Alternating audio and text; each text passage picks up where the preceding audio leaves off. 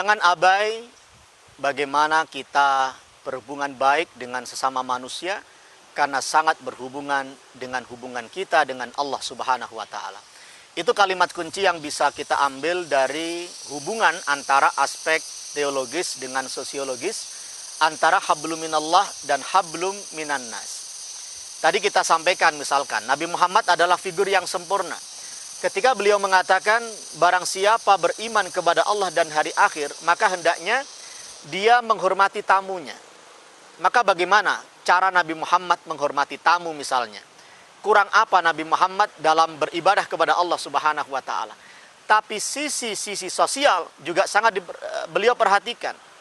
Nabi itu kalau kedatangan tamu, kemudian tamunya pamit, maka di antara kebiasaan Nabi adalah tamu itu beliau antarkan sampai keluar, sampai tamu ini membalikkan badan, entah dia naik kuda, naik khimar, naik keledai, atau mungkin tidak naik apa-apa. Sampai kemudian ketika tamu sudah pergi, baru Nabi Muhammad masuk ke dalam rumah. Sebentuk penghormatan dan pemuliaan terhadap tamu. Dan kita yakin dan bisa merasakan seandainya kita sebagai tamu diperlakukan seperti itu oleh tuan rumah, maka kita akan senang karena kita diperhatikan oleh tamu kita, oleh tuan rumah. Jangan sampai kemudian kita sebagai tuan rumah, tamu pamitan, belum pakai sandal, pintu sudah kita tutup dari dalam gitu. Itu bagaimana perasaan seorang tamu. Maka Nabi Muhammad SAW dikatakan uswah hasanah karena memang dua aspek ini selalu beliau penuhi. Bagaimana hablum minallah dan hablum minannas. Kalau kita misalnya dalam contoh lain, para pemirsa Kompas TV yang dimuliakan oleh Allah Subhanahu wa Ta'ala, kalau kita perhatikan apa sababul wurud atau penyebab hadis yang menyatakan bahwa man adrakar ruku' faqad adrakar rak'ah. Siapa orang yang mendapati rukuknya imam, maka dia dihitung mendapati rakaat itu. Artinya dia tidak dikategorikan sebagai orang yang masbuk, tidak dikategorikan sebagai orang yang tertinggal rakaat. Ilustrasinya, Anda datang ke masjid, ternyata imam sudah rukuk. Maka Anda takbir, tumakninah, lalu kemudian rukuk. Dan rukuk Anda mendapati tumakninah rukuknya imam. Maka itu sudah dikatakan Anda mendapati rakaat itu, tidak perlu nambah lagi. Nah, ternyata hadis ini riwayatnya berdasarkan sebuah cerita. Ada setting yang sangat terkait dengan apa yang kita sampaikan. Diceritakan bahwa Sayyidina Ali ketika berangkat ke masjid, beliau di tengah jalan bertemu dengan seorang tua, sangat renta rupanya karena jalannya sangat pelan sekali. Apa yang dilakukan oleh Sayyidina Ali? Saya akan pergi ke masjid. Saya akan melakukan hablum minallah. Saya akan memenuhi aspek teologis. Saya akan sholat berjamaah. Tapi di depan saya ada orang tua. Apa yang dilakukan Sayyidina Ali? Sayyidina Ali kemudian berjalan di belakang lelaki tua tadi itu. Karena jalannya pelan, 5 km per jam, Sayyidina Ali pun jalan pelan juga di belakang. Akhirnya telat, padahal biasanya beliau selalu di awal waktu. Mendapati takbir Rasulullah bersama Nabi Muhammad dalam sholat jamaah itu.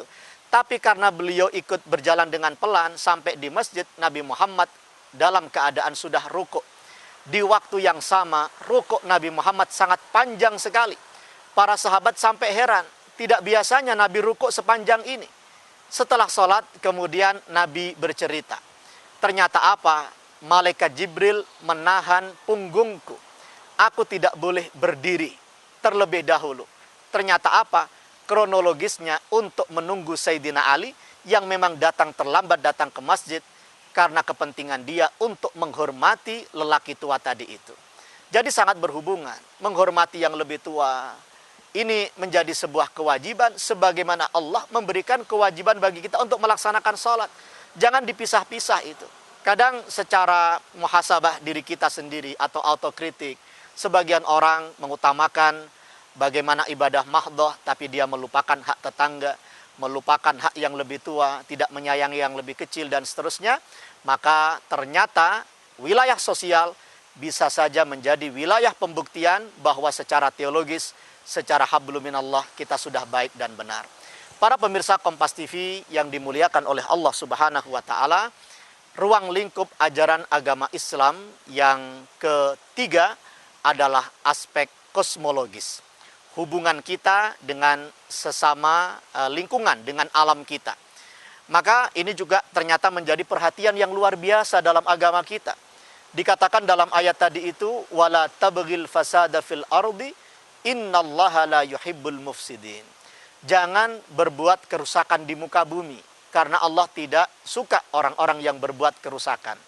Berarti berdasarkan ayat ini, illegal logging itu dilarang, illegal fishing itu dilarang. Contoh yang terkecil, membuang sampah sembarangan, itu juga dilarang. Ini juga menjadi perhatian agama, dan ini menjadi ajaran agama Islam. Jangan salah, jangan anggap Islam hanya mengurusi masalah sholat, puasa, zakat. Termasuk aspek kosmologis juga menjadi perhatian dalam agama kita.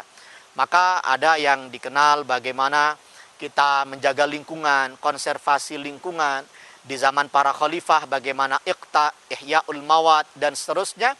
Ini dikaji dalam fikih-fikih warisan para ulama kita, dan ada satu hadis Rasulullah Sallallahu Alaihi Wasallam yang sungguh sangat menarik perhatian kita.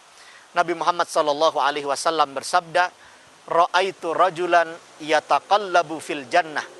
Saya pernah melihat seorang laki-laki yang mondar-mandir masuk ke dalam surga. Dia bebas memilih surga yang mana. Bahasa kita, kalau kita contohkan, dia masuk ke wahana, tempat rekreasi itu, dia bawa tiket terusan itu. Dia bebas masuk surga ini, tingkat VIP, pindah lagi ke VVIP, kemudian pindah lagi ke VIP, naik ke tingkat yang berikutnya. Saya pernah melihat seorang laki-laki yang mondar-mandir keluar masuk dalam surga, bebas masuk ke bagian surga yang mana. Ternyata dijelaskan dalam potongan hadis berikutnya, apakah orang ini mendapatkan keistimewaan sedemikian rupa karena hajinya, karena puasanya, karena sholatnya? Tentu ada potensi. Tapi yang disebutkan oleh Rasulullah Sallallahu Alaihi Wasallam, karena lelaki ini ketika hidup di dunia, dia ini ra'aitu rajulan yataqallabu fil jannah. Saya pernah melihat seorang laki-laki mondar-mandir di dalam surga. Ra'aitu qata'a syajarha qata'a fit tariq. Karena ketika dia hidup di dunia, fi syajaratin qata'aha fit tariq. Karena ketika hidup di dunia, dia pernah melihat ada pohon yang berada di tengah jalan, yang menghalangi lalu lintas ketika itu, mengganggu orang yang sedang berjalan. Kemudian dia potong, dia lakukan konservasi, dia lakukan penataan. Ternyata karena itu dia mendapatkan keistimewaan yang sangat luar biasa. Karena itulah para pemirsa Kompas TV yang dimuliakan oleh Allah Subhanahu wa taala, penjelasan tentang ruang lingkup ajaran agama Islam ini meniscayakan kita untuk terus belajar dan belajar apa saja aspek teologis, apa saja aspek sosiologis, akhlak kita terhadap sesama, termasuk juga bagaimana kita berhubungan dengan alam, dengan lingkungan sekitar kita, melakukan konservasi. Ini semuanya ada pahalanya.